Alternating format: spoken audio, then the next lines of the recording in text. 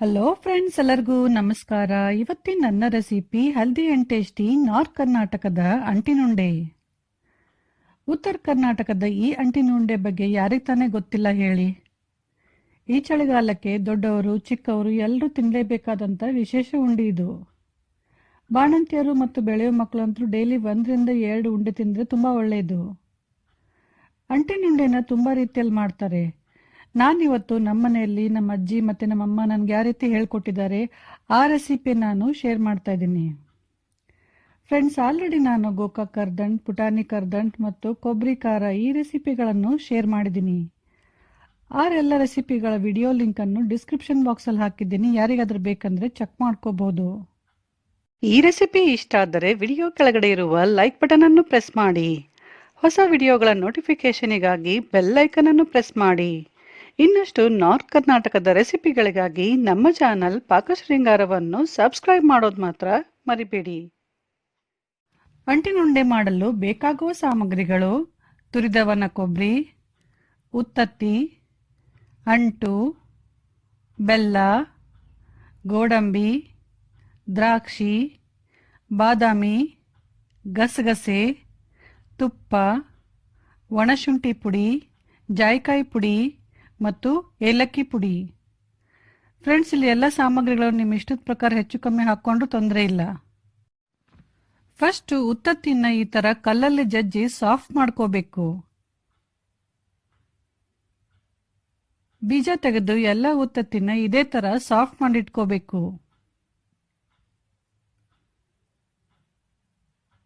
ಈ ಥರ ಮಾಡೋದ್ರಿಂದ ಉತ್ತತ್ತಿನ ಮಿಕ್ಸಿಗೆ ಹಾಕಿದಾಗ ಬೇಗ ಮತ್ತು ಚೆನ್ನಾಗಿ ಪುಡಿ ಆಗುತ್ತೆ. ಆಮೇಲೆ ಒಂದು ಕಡಾಯಿ ಬಿಸಿ ಮಾಡಿ ಫಸ್ಟ್ ಅದರಲ್ಲೇ ಗಸಗಸೆ ಹಾಕಿಬಿಟ್ಟು ಗಸಗಸೆನ ಚೆನ್ನಾಗಿ ಚಟ್ಪಟ ಅನ್ನೋವರೆಗೂ ಹುರಿಬೇಕು. ಗಸಗಸೆ ಚೆನ್ನಾಗಿ ಹುರಿದ ಮೇಲೆ ಗ್ಯಾಸ್ ಆಫ್ ಮಾಡಿ ತಕ್ಷಣ ಗಸಗಸೆಯನ್ನು ಒಂದು ಚಪಾತಿ ಮಣೆ ಮೇಲೆ ಹಾಕಿ ಲಟ್ಟಣಿಗೆ ತೊಗೊಂಡ್ಬಿಟ್ಟು ಗಸಗಸೆನ ಚೆನ್ನಾಗಿ ಲಟ್ಸಿ. ಈ ಥರ ಮಾಡೋದ್ರಿಂದ ಗಸಗಸೆಯಲ್ಲಿರೋ ಪರಿಮಳ ಇನ್ನೂ ಸ್ವಲ್ಪ ಜಾಸ್ತಿ ಆಗುತ್ತೆ. ಆಮೇಲೆ ಆ ಗಸಗಸೆಯನ್ನು ಒಂದು ಬಟ್ಲಲ್ಲಿ ಹಾಕಿ ಎತ್ತಿಡಿ. ನೆಕ್ಸ್ಟು ಅದೇ ಕಡಾಯಲ್ಲಿ ತುರಿದ ಒಣ ಕೊಬ್ಬರಿ ಹಾಕಿ ಗ್ಯಾಸನ್ನು ಸಿಮ್ಮಲ್ಲಿಟ್ಬಿಟ್ಟು ಒಣ ಕೊಬ್ಬರಿನ ಚೆನ್ನಾಗಿ ಗರಿ ಆಗುವವರೆಗೂ ಹುರಿಯಿರಿ. ಕೊಬ್ಬರಿ ಚೆನ್ನಾಗಿ ಹುರಿದ ಮೇಲೆ ಅದನ್ನೊಂದು ಪ್ಲೇಟಲ್ಲಿ ತೆಗೆದು ಸೈಡಲ್ಲಿ ಎತ್ತಿಡಿ. ಆಮೇಲೆ ಜಜ್ಜಿ ರೆಡಿ ಮಾಡಿಟ್ಕೊಂಡ ಉತ್ತತ್ತಿ ಹಾಕಿ ಅದನ್ನು ಕೂಡ ಸ್ವಲ್ಪ ಗರಿ ಆಗುವವರೆಗೂ ಚೆನ್ನಾಗಿ ಹುರಿದು ಪ್ಲೇಟಲ್ಲಿ ತೆಗೆದಿಟ್ಕೊಳ್ಳಿ. ಗ್ಯಾಸನ್ನು ಸಿಮ್ಮಲ್ಲಿಟ್ಬಿಟ್ಟು ಚೆನ್ನಾಗಿ ಗರಿ ಆಗುವವರೆಗೂ ಹುರಿಬೇಕು. ಆಮೇಲೆ ಈಗ ಅದೇ ಕಡಾಯಿಯಲ್ಲಿ 2-3 ಸ್ಪೂನ್ ತುಪ್ಪ ಹಾಕಿ ತುಪ್ಪ ಸ್ವಲ್ಪ ಬಿಸಿ ಆದಮೇಲೆ ಅಂಟು ಹಾಕಿ ಫ್ರೈ ಮಾಡಿ. ಫ್ರೆಂಡ್ಸ್, ಅಂಟನ್ನು ಚೆನ್ನಾಗಿ ಫ್ರೈ ಮಾಡೋದು ತುಂಬಾ ಇಂಪಾರ್ಟೆಂಟ್. ಎಲ್ಲ ಅಂಟನ್ನು ಒಟ್ಟಿಗೆ ಹಾಕಬಾರ್ದು, ಸ್ವಲ್ಪ ಹಾಕಿ ಚೆನ್ನಾಗಿ ಗರಿ ಆಗುವವರೆಗೂ ಹುರಿಬೇಕು. ಅಂಟು ಚೆನ್ನಾಗಿ ಹುರಿದ್ರೇನೆ ಉಂಡೆ ರುಚಿಯಾಗುತ್ತೆ. ನೋಡಿ, ಈ ಥರ ಚೆನ್ನಾಗಿ ಗರಿ ಆದಮೇಲೆ ತೆಗಿಬೇಕು. ನಂತರ ಮತ್ತೆ ಇನ್ನೂ ಸ್ವಲ್ಪ ಅಂಟು ಹಾಕಿ ಮತ್ತೆ ಫ್ರೈ ಮಾಡಿ. ಇದೇ ಥರ ಎಲ್ಲ ಅಂಟನ್ನು ಸ್ವಲ್ಪ ಹಾಕಿ ಚೆನ್ನಾಗಿ ತುಂಬ ಪೇಷನ್ಸಿಂದ ಫ್ರೈ ಮಾಡ್ಕೋಬೇಕು. ಅಂಟೆಲ್ಲ ಚೆನ್ನಾಗಿ ಹುರಿದ್ಮೇಲೆ ಅದನ್ನೊಂದು ಪ್ಲೇಟಲ್ಲಿ ತೆಗೆದು ಸೈಡಲ್ಲಿ ಎತ್ತಿಡಿ. ಆಮೇಲೆ ಅದೇ ತುಪ್ಪದಲ್ಲಿ ಬಾದಾಮಿ, ಗೋಡಂಬಿ ಮತ್ತು ದ್ರಾಕ್ಷಿಗಳನ್ನು ಕೂಡ ತುಪ್ಪದಲ್ಲಿ ಚೆನ್ನಾಗಿ ಫ್ರೈ ಮಾಡ್ಕೊಳ್ಳಿ.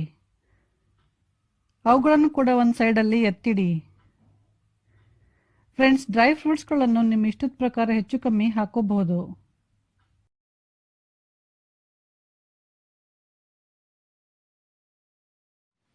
ಎಲ್ಲ ಸಾಮಗ್ರಿ ಹುರಿದು ರೆಡಿಯಾಗಿದೆ. ನೆಕ್ಸ್ಟ್ ಇವಾಗ ಒಂದು ಬಟ್ಲು ತೊಗೊಂಡ್ಬಿಟ್ಟು ಹುರಿದ ಅಂಟ ಮೇಲೆ ಅದನ್ನು ಲೈಟಾಗಿ ಪ್ರೆಸ್ ಮಾಡಿ ಸ್ವಲ್ಪ ತರಿತರಿಯಾಗಿ ಪುಡಿ ಮಾಡ್ಕೋಬೇಕು. ಎಲ್ಲ ಕಡೆ ಲೈಟಾಗಿ ಚೆನ್ನಾಗಿ ಪ್ರೆಸ್ ಮಾಡಿ ಅಂಟನ್ನು ಸ್ವಲ್ಪ ತರಿತರಿಯಾಗಿ ಪುಡಿ ಮಾಡ್ಕೋಬೇಕು. ಆಮೇಲೆ ಹುರಿದ ಒಣ ಕೊಬ್ಬರಿನ ಒಂದು ಮಿಕ್ಸಿ ಜಾರಲ್ಲಿ ಹಾಕಿ ನೈಸಾಗಿ ಪುಡಿ ಮಾಡ್ಕೊಳ್ಳಿ. ಅದನ್ನು ಅಂಟು ಹಾಕಿದ ಪ್ಲೇಟ್ನಲ್ಲಿ ಹಾಕಿ.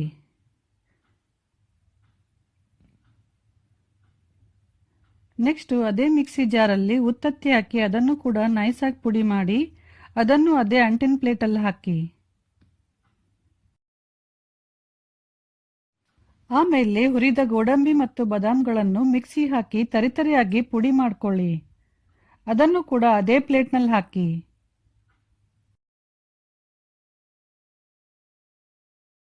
ಆಮೇಲೆ ಅದರಲ್ಲಿ ಹುರಿದ ದ್ರಾಕ್ಷಿ, ಗಸಗಸೆ, ಒಣಶುಂಠಿ ಪುಡಿ, ಜಾಯಿಕಾಯಿ ಪುಡಿ ಮತ್ತು ಏಲಕ್ಕಿ ಪುಡಿ ಹಾಕಿ ಚೆನ್ನಾಗಿ ಮಿಕ್ಸ್ ಮಾಡಿ.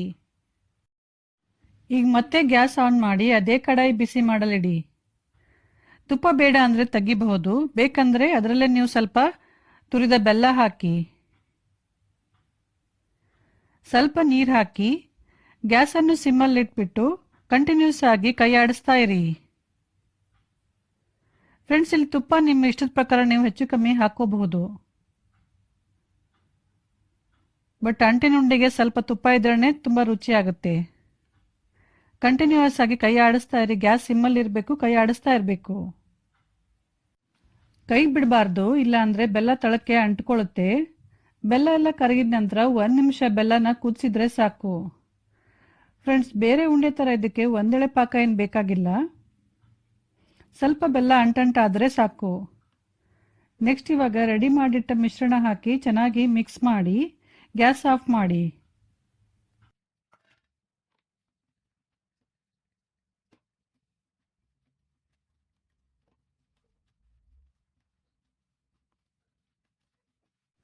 ಈಗ ಇದನ್ನು ಒಂದು 5 ನಿಮಿಷ ತಣ್ಣಗಾಗಲು ಬಿಡಿ. ಫುಲ್ ತಣ್ಣಗಾಗಬಾರ್ದು, ಇನ್ನೂ ಸ್ವಲ್ಪ ಬಿಸಿ ಇರುವಾಗಲೇ ಉಂಡೆ ಕಟ್ಟಿ. ಫುಲ್ ತಣ್ಣಗಾದ ನಂತರ ಉಂಡೆ ಕಟ್ಟಕ್ಕೆ ಹೋದರೆ ಉಂಡೆ ಸರಿ ಬರಲ್ಲ. ಹಾಗಾಗಿ ನಿಮ್ಗೆ ಎಷ್ಟು ಬಿಸಿ ಹ್ಯಾಂಡಲ್ ಮಾಡೋಕ್ಕಾಗತ್ತೆ ಅಷ್ಟು ಬಿಸಿ ಇರುವಾಗಲೇ ನಿಮ್ಗೆ ಯಾವ ಸೈಜ್ ಬೇಕೋ ಆ ಸೈಜಿನ ಉಂಡೆ ಕಟ್ಟಿ.